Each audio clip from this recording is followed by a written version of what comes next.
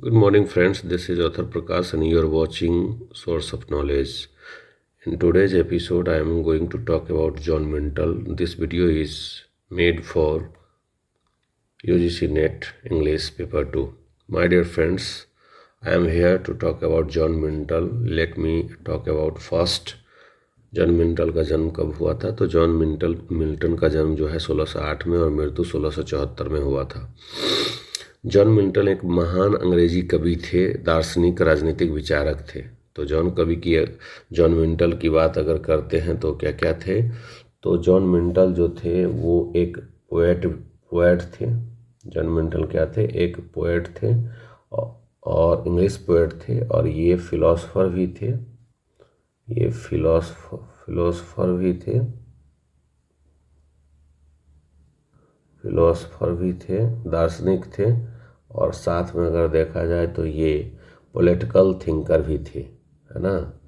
अगर इनकी बात करते हैं तो ये एक पॉलिटिकल थिंकर भी थे। अगर देखा जाए वे अपनी महाकाव्य कविता पैराडाइज लॉस्ट के लिए प्रसिद्ध हैं, जो बाइबल की कहानी पर आधारित एवं महत्वपूर्ण कृति है। उनके लेखन में धर्म, राजनीति, स्वतंत्रता और मानवता जैसे विषयों की गहरी समझ देखने को मिलती है। अगर देखा जाए तो जॉन मिल्टन जो है सबसे ज़्यादा चर्चा करते हैं, वो धर्म से रिलेटेड, रिलीजन से रिलेटेड बातें करते हैं अपने इस पैराडाइज लॉस्ट में। साथ करके अगर हम पॉलिटिक्स की बात करें तो ये राजनीति, पॉलिटिक्स की भी बात करते हैं पैराडाइज लॉस्ट में। और ख़ास करके फ्रीडम की बात करें तो ये फ्रीडम की भी बात करते हैं।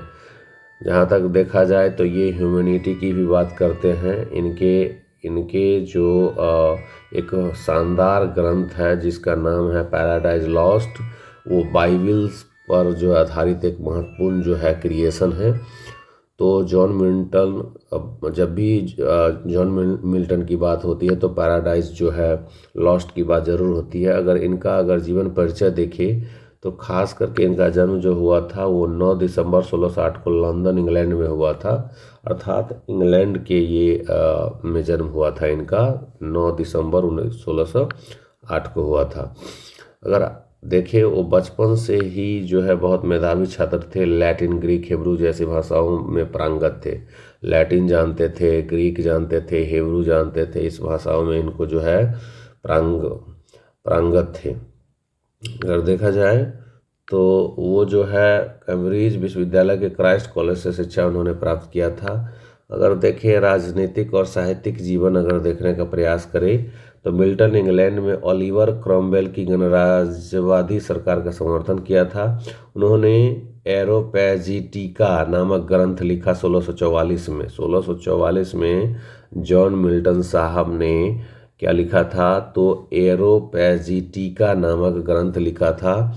और इस ग्रंथ में वो जो बात करते हैं, किसकी बात करते हैं? तो उन्होंने बात किया है, उन्होंने व्यक्ति की स्वतंत्रता, प्रेस की आज़ादी की वकालत की है। यह जो बुक है एरोपैजिटिका नामक ग्रंथ में ये किसकी बात करते हैं? तो फ्रीडम ऑफ एक्सप्रेशन की बात करते हैं और फ्रीडम ऑफ प्रेस की बात करते हैं।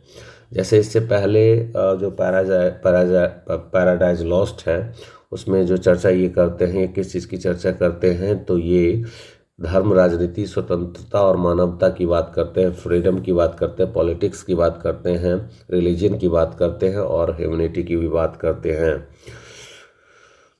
1652 में वो पूर्णतः अंधे हो गए। तो कई बार एग्जाम में पूछ दिया जाता है कि जॉन मिल्टन जो है कब अंधे हुए? तो 1652 में जो है वो कम्प्लीटली ब्लाइंड हो गए थे जॉन मिल्टन।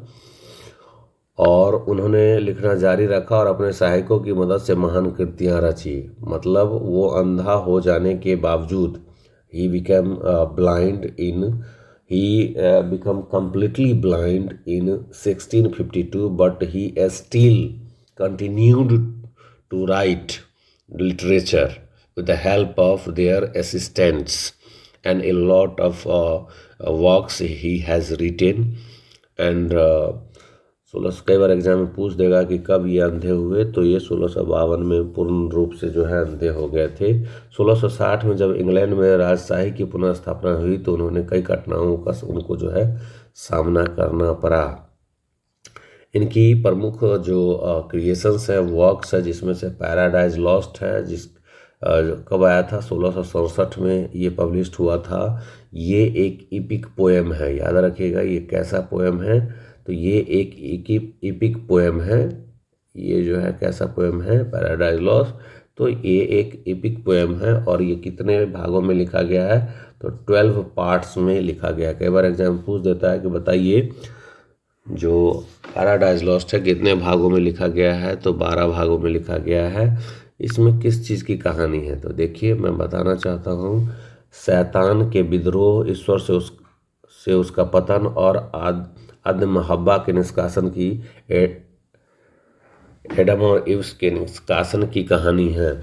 इसमें न्याय जस्टिस की बात होती है, ये फ्रीडम विल की बात होती है, पाप जैसे गहरे दार्शनिक प्रश्न उठाए गए हैं। ये जो है न्याय, स्वतंत्र इच्छा और पाप जैसे गहरे दार्शनिक प्रश्न इसमें उठाए गए हैं। और बहुत ही महान कृति है पैराडाइज लॉस्ट। पैराडाइज लॉस्ट का मतलब, पैराडाइज में स्वर्ग और लॉस्ट मतलब खो गया। स्वर्ग जो है कैसे खो जाता है उसके बारे में बताया गया है। यह इंग्लिश लिटरेचर की सबसे महान कृतियों में से एक मानी जाती है। इंग्लिश लिटरेचर की जितनी भी कृति है उसमें से महान मानी जाती है किसको, तो पैराडाइज लॉस्ट को। हम बात कर रहे हैं अगला जो इनकी जो अगली कड़ी है वो है आपका पैराडाइज रीगेंड, जो 1671 में 1671 में लिखा गया था, पैराडाइज रीगेंड। और इसकी अगर बात करते हैं तो पैराडाइज लॉस्ट की अगली कड़ी है जिसमें यीशु मसीह की परीक्षा, टेम्पटेशन ऑफ क्राइस्ट की कथा है। मतलब यीशु मसीह की परीक्षा जो है उसकी चर्चा की गई है पैराडाइज रीगेंड में। इसमें दिखाया गया है कि कैसे विश्वास की शक्ति बुराई पर विजय प्राप्त करती है। तो इसमें देख सकते हैं पैराडाइज रीगेंड में जो है ये बताया गया है कि विश्वास की शक्ति जो है, अगर विश्वास आपके अंदर है तो अंततः बुराई पर जो है विश्वास का जो है क्या हो जाता है, विजय होता है। अगला देखिएगा, अगला जो है नाटकीय काव्य है वो है सैमसन एगोनिस्टेस। सैमसन एगोनिस्टेस जो है 1671 में लिखा गया था, एक नाटकीय काव्य है जिसमें बाइबल के पात्र सैमसन की कहानी को चित्रित किया गया है। इसमें लेखक की अपनी कठिनाइयों और राजनीतिक जीवन की भी झलक मिलती है। अब और भी महत्वपूर्ण जो है प्रोज जो है इपिक है एरोपाजिटिका जो है 1644 में लिखी गई। ये जो है इम्पोर्टेंट जो है प्रोज इपिक है, और जिसमें जो है फ्रीडम ऑफ प्रेस और फ्रीडम ऑफ एक्सप्रेशन की जो है वो एडवोकेट किया है, वो वकालत किया गया है। आज भी लोकतंत्र मानवाधिकारों के समर्थन में एक महत्वपूर्ण दस्तावेज माना जाता है एरोपाजिटिका को। तो कई बार एग्जाम में पूछ दिया जाता है, क्रोनोलॉजी से ज़्यादा प्रश्न पूछे जा रहे हैं, इसलिए आप इसके क्रोनोलॉजी पर ज़्यादा से ज़्यादा ध्यान दें। अगर तो जॉन मिल्टन की विशेषताएं और योगदान को देखा जाए तो मिल्टन की भाषा गूढ़ और समृद्ध और गंभीर थी। उन्होंने किस में लिखना शुरू किया था, तो उन्होंने ब्लैंक वर्स में लिखना शुरू किया था। उनकी बिना तुकबंदी की कविता बहुत ज़्यादा लोकप्रिय हुई। ये ब्लैंक वर्स में लिखते थे, अंग्रेजी में जो है वो ब्लैंक वर्स में लिखते थे, बिना तुकबंदी के लिखते थे।